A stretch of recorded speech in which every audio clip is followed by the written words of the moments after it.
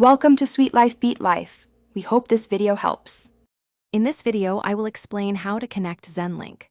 First, ensure your Zen Link device is near a reliable power source, ideally a wall outlet, within about 3 feet. Connect the provided power adapter securely to the Zen Link's dedicated power port, ensuring a snug fit. This initial step provides the foundational energy for all subsequent connections, preparing your device for activation and seamless operation. Now, connect the supplied high-speed data cable. This cable is specifically designed for optimal performance with your Zen Link. Locate the circular data port on the back of your Zen Link and plug one end of the cable in until it clicks. Connect the other end directly into a compatible USB-C 3.0 port on your computer or host device. This creates a robust and reliable data pathway. With the cables in place, locate the power button on your Zen Link, typically found on the top edge.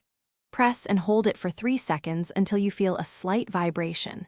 Immediately after, check the front panel for the indicator light. A steady green light confirms successful power on and readiness.